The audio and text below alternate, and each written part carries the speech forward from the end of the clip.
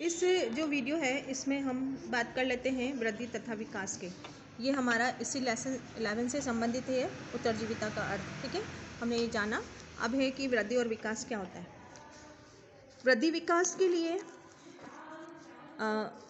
वृद्धि एक होती है कि एक निश्चित समय तक वृद्धि का हम माप सकते हैं, उसके बाद उसकी गिरावट हो जाती है। विकास निरंतर चलने वाली प्रक्रिया आती है।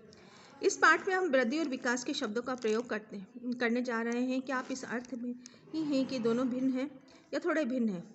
वृद्धि का संबंध आकार या परिणाम से होता है, अर्थात ऐसी भौतिक परिणाम जिनमें मापा जा सकता है। कहने का मतलब ये है भौतिक तात्पर्य से शरीर आपका ग्रो कर रहा है, वृद्धि कर रहा है। ठीक है। विकास का संबंध हम गुणवत्ता से ले सकते हैं और वृद्धि का संबंध हम भौतिकता से ले सकते हैं। जो भौतिक चीज़ हमें दिखाई दे रही है, ठीक है, जैसे शरीर वृद्धि कर रहा है, लंबाई चौड़ाई बढ़ रही है, एक शिशु बालक बनेगा, फिर किशोर बनेगा, फिर युवा बनेगा। ठीक है। और विकास एक गुणात्मक परिवर्तन है जो उसके अंदर किस आकार में किस तरह से वृद्धि हो रही है। ठीक है, उसके अंतर्गत देते हैं वजन, लंबाई तथा आंतरिक अंगों का आकार में बढ़ोतरी वृद्धि की रहती है। पर वृद्धि केवल हमारे शरीर में आकार में ही नहीं होती, ऐसा ही होता है नवजात शिशु 20 वर्ष की आयु के बाद केवल एक शिशु ही होता है। आकार में वृद्धि के साथ साथ अंगों के स्वरूप और संरचना में भी परिवर्तन होता है। इसके कार्य में बदलाव आता है। एक शिशु अपना सिर उठाना शुरू कर देता है, फिर उसे अपने पीठ के बल लेटने लगता है और फिर बैठता है। तत्पश्चात रेंगना, चलना, भागना शुरू कर देता है। ये गुणात्मक परिवर्तन है। ये सभी गुणात्मक बदलाव के परिणात्मक परिवर्तन हो जाते हैं। बच्चा जब बैठने लगता है तो क्रमानुसार अधिक अवधि तक बैठने लगती है। दौड़ना शुरू करता है, क्रमानुसार अधिक तेज से भागने लगता है। आइए चित्र को देखें। यह आयु के संदर्भ में बच्चों की आकार संदिष्ट करते हैं। बच्चा जैसे जैसे शिशुअवस्था से विद्यालय पूर्व की तक बढ़ता है तो उसकी लंबाई और वजन में वृद्धि होती है। शरीर के विभिन्न अंग, सिर, छाती आदि में बदलाव आता है। किंतु क्या यही सब कुछ सही कुछ है या नहीं। हम सब जानते हैं कि शारीरिक परिवर्तनों के साथ साथ शरीर के अंगों का आकार निरंतर बढ़ता है। उनकी कार्यात्मक क्षमता से भी सुधार होता है। यह प्रक्रिया विद्यालय जाना प्रारंभ होने से पूर्व वर्षों में नहीं रुक पाती है। यह विद्यालय वर्षों संपूर्ण किशोरावस्था में भी जारी रहती है, जब तक कि वह वयस्क शरीर का आकार, संगठन, कार्यात्मक हासिल न कर ले।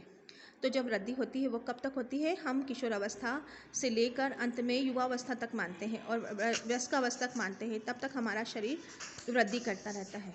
ठीक है। ये उदाहरण ये आपको चित्रों के माध्यम से बता रही हूँ मैं। बच्चों की आयु क्या, ये पहले छोटा बच्चा था, घुटने चलने लगा था, फिर वो उठ के उठने लगा थोड़ा सा, फिर वो अपने पैरों पे खड़ा होके फिर झूमने लगा, फिर आगे बच्चा ये शाला विद्यालय जाने के लिए तैयार हो गया बच्चा। तो बच्चे ने निरंतर वृद्धि हुई है। ठीक है। वृद्धि का संबंध मुख्यतः शारीरिक परिवर्तनों से है, जबकि विकास का एक अनेक आयामों में होता है। शिशु को सोचने की क्षमता का विकास होना, वह लोगों के साथ संबंध बनाना, अपनी भावनाओं को समझना, नियंत्रण करना सीखता है। बोलने के क्रम में वाक्य संरचना का विन्यास बदलते लगता है, अर्थात बहुमुखी विकास होता है। समय के साथ साथ शारीरिक संरचनाओं, मनोवैज्ञानिक लक्षणों, व्यवहारों, सोचने के तरीकों, जीवन की मांग के अनुसार स्वयं को ढालने की सुव्यवस्थित पद्धति के रूप में हम विकास की परिभाषित कर सकते हैं। ये परिवर्तन विकासोन्मुख क्रमागत होता है तथा लंबी अवधि तक होते रहते हैं।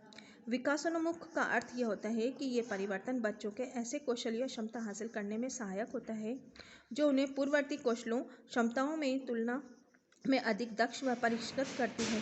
क्रमागत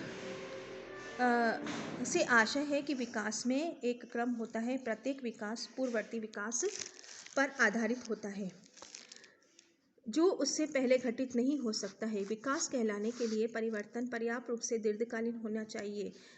जब कोई शिशु भूख के कारण रोता है तो उसका व्यवहार परिवर्तन होता है, किंतु जैसा कि उसके भोजन दे दिया जाता है रोना बंद कर देता है। इस प्रकार रोने का यह व्यवहार बहुत कम समय के लिए होता है। अल्पकालीन व्यवहार में परिवर्तन विकास नहीं कह सकते, मतलब बच्चे का रोना विकास नहीं कह सकते। अल्पकालीन विकास का मतलब क्या होता है, निरंतर वो गति करना आवश्यक होता है और हमेशा विकास होता है। एक जो विकास होता है निरंतर एक के बाद एक घटित घटना होती है, क्रमबद्ध से नीचे से ऊपर की तरफ होता है। ठीक है। और फिर इसके क्रियाकलाप की बात कर लेते हैं हम। क्या आप निम्नलिखित परिवर्तनों के विकास करेंगे? चलने या दौड़ने तक, या निर्णय करना कि कौन सी फिल्म देखना है, या निर्णय करना कि किशोर किस रूप में पेशे में चयन करना है? अपने उत्तर के लिए कारण बताइए। सहपाठियों के साथ चर्चा करें। नेक्स्ट वीडियो में मैं ये आपके विकास के क्षेत्र में बात करती हूँ, क्योंकि वीडियो बच्चों लंबा हो जाता है तो फिर वो सेंड होने में भी दिक्कत होती है।